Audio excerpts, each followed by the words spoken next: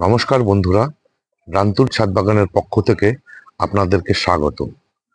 আমরা এখন সবাই যারা ছাদ বাগান করি, সবাই ছাদ বাগানে বিভিন্ন দেশি বিদেশি ভ্যারাইটির আম গাছ আমরা ছাদ বাগানে লাগাই। কিন্তু এই ছাদ বাগানে আম গাছ লাগাতে গিয়ে আমাদের কিছু সমস্যার সম্মুখীন হতে হয়। সেই সমস্যা নিয়েই আজকে আমার এই ভিডিও, আপনারা দেখতে থাকুন।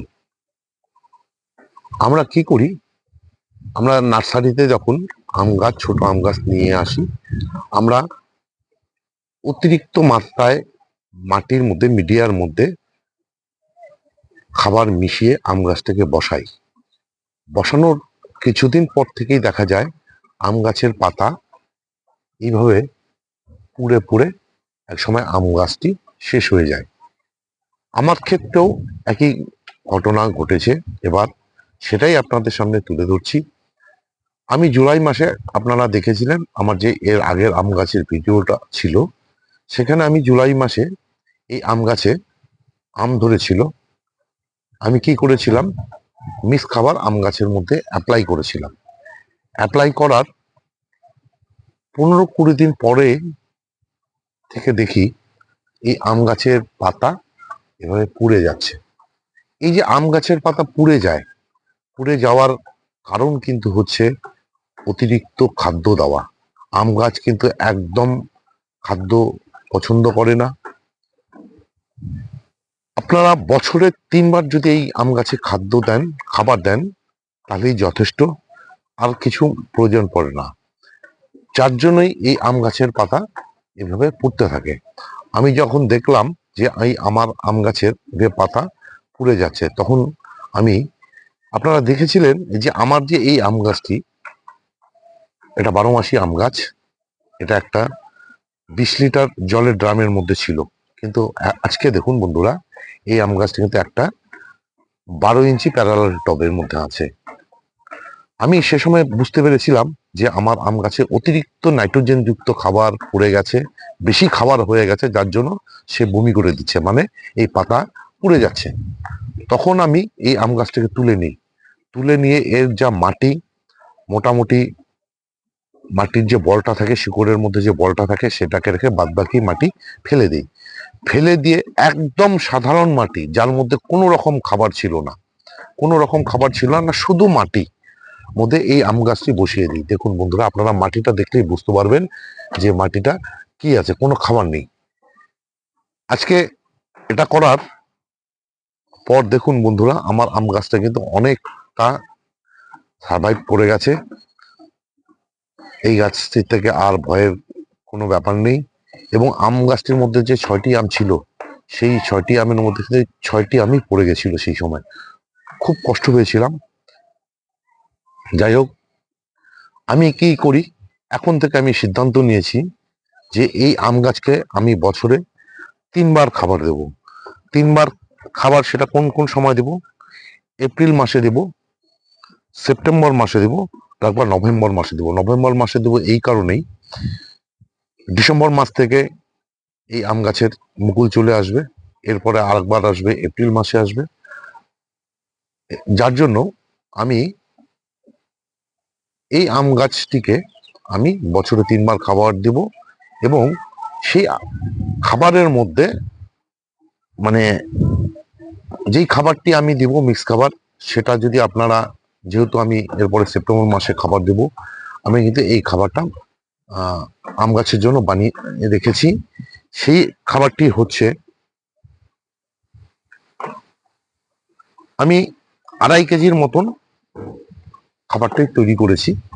তার মধ্যে কি আছে, 2 কেজির নিয়েছি কম্পোস্ট, সেটা আপনারা ভার্মিও নিতে পারেন, গোবর সারও নিতে পারেন।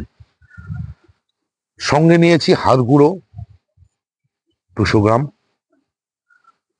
বায়োপটাশ 100 গ্রাম, বায়োফসফেট 100 গ্রাম। আপনারা বায়োপটাশ যদি না পান, তাহলে 0050 50 গ্রাম নিতে পারেন। এবং সিঙ্গেল সুপার ফসফেট, মানে বায়ো ফসফেটের জায়গায় সিঙ্গেল সুপার ফসফেট 50 গ্রাম নিতে পারেন। আর জিয়ার দানা নিয়েছি 50 গ্রাম, বোরন নিয়েছি 2.5 গ্রাম, জিঙ্ক নিয়েছি 2.5 গ্রাম, এবং জিপসামের বদলে আপনারা চুনো নিতে পারেন, সেটা হচ্ছে 50 গ্রাম, আর হিউমিক অ্যাসিড 5 গ্রাম। এটা নিয়ে আমি সব মিক্স করে একটা জারের মধ্যে ভর্তি করে রেখে দিয়েছি, ক্লোজ হতে থাকবে। এবং যেদিন আমি এই গাছটিতে খাবার দিব সেপ্টেম্বর মাসে, তখন কি করব, এই খাবারের সঙ্গে 2 গ্রামের মতন ট্রাইকোডার্মা ভিরিডিটি বায়ো ফাঙ্গিসাইড যেটা, সেটা মিশিয়ে এই গাছের গোড়ায় দিয়ে দেব। আর বছরে আমি এই গাছে কোনো রকম খাবার দেব না, একদম সিদ্ধান্ত নিয়ে নিয়েছি। শস্যের খোল পচা জল বলুন, সবজির খোসা পচা জল বলুন, কলার খোসার পচা জল বলুন, আমি এই গাছে আর কোনো খাবার দিচ্ছি না। তবে ফুল আমের যখন মুকুল চলে আসবে, তখন আমি মাইক্রোনিউট্রেন একবার স্প্রে করব। আবার মুকুলের থেকে যখন গুটি ধরবে তখন একবার করব, আর গুটির থেকে যখন মার্বেল আকার ধারণ করবে তখন একবার দেব। এছাড়া 15 দিন অন্তর অন্তর আমি 0050, মানে যখন মুকুল আসার সময় হবে সেই সব 0050 এবং ম্যাগনেসিয়াম সালফেট, এটাকে দুটাকে একসাথে মিশে গাছের মধ্যে স্প্রে করে দেব।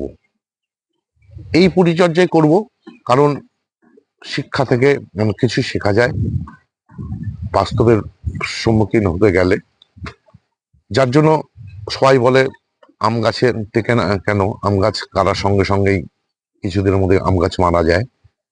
আমরা অ্যাকচুয়ালি অতিরিক্ত আম গাছের মধ্যে খাবার দিয়ে ফেলি, যার জন্যই আমাদের গাছ মারা যায় এবং আম গাছ করার ইচ্ছাটাই নষ্ট হয়ে যায়। সেটা আমার ক্ষেত্রেও হতে চেয়েছিল, কিন্তু যাই হোক,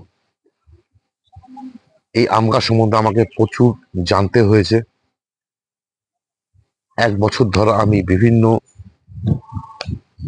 যারা গার্ডেনার আছে তাদের সঙ্গে যোগাযোগ করেছি, তাদের কাছ থেকে আমি যা শিখেছি, যা নিজে করছি, সেটাই আপনাদের সামনে তুলে ধরলাম।